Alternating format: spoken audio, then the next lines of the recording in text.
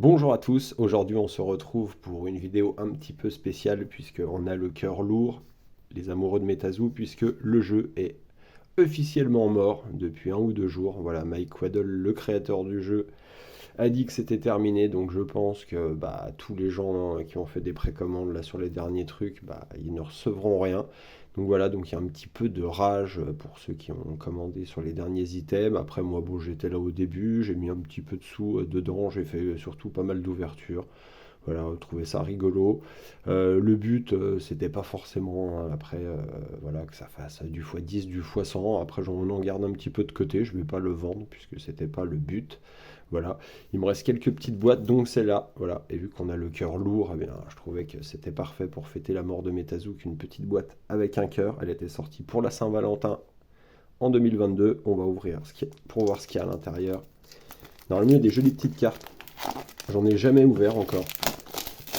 J'en ai une deuxième boîte, voilà. Donc ça se présente comme ça. Petite Frogman, pour ceux qui connaissent. Voilà. Alors à l'intérieur, il y a des packs. Et alors dedans, il se peut qu'il n'y ait qu'une carte. Je crois que c'est ça. On va essayer de faire sortir la boîte. Ah, c'est pas facile à ouvrir. C'est par là. Après, j'aimerais bien pas trop la déboîte pour la garder. Voilà. Et à l'intérieur, on trouve des petits packs. C'est dommage parce que franchement, comme TCG, c'était super rigolo, quoi. Ça met un petit peu de nouveauté, de gaieté avec l'esprit des cartes des années 90, avec les petits foils. C'est dommage. C'était un TCG très rigolo. Voilà, bon, à voir dans l'avenir, hein, il est mort, mais il y a des... Bon, après, il y a peu de gens il y a peu de jeux qui ont ressuscité, hein. On va pas se voiler la face. Donc, on va regarder ce qu'il y a à l'intérieur. Normalement, ouais, il n'y a qu'une carte.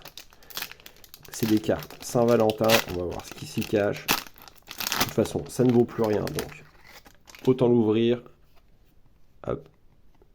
Et regardez comme c'est joli pour ceux qui aiment les foils Pokémon, les anciens. Regardez comme c'est beau. Le Chibi Grim Reaper. Magnifique petite carte. On va essayer de mettre un petit coup de lumière dessus. Très joli. Pour commencer, celle-là je la voulais. Parfait. On va ouvrir un autre petit pack.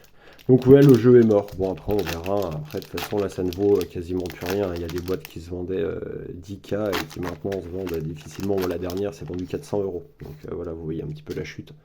Elle est brutale. Et là, encore une petite holo. Chibi Bunnyman. En fait, il y a Bunnyman, Grim Reaper, et en fait, ils les ont sortis pour la Saint-Valentin en miniature. Voilà. Je crois que c'était ça le concept.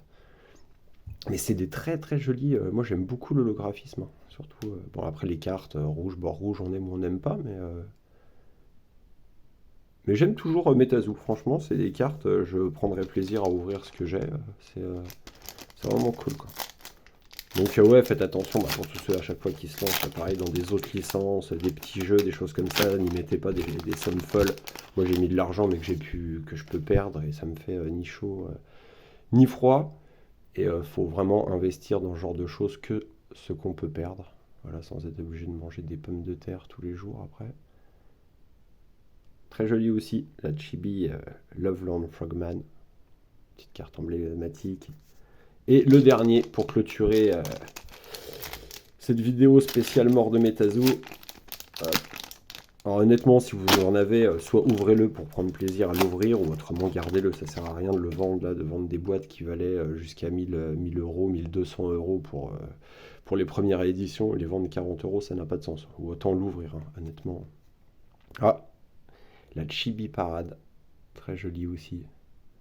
On voit tous les jeux, essayer de faire un petit zoom dessus, c'est pas évident avec le...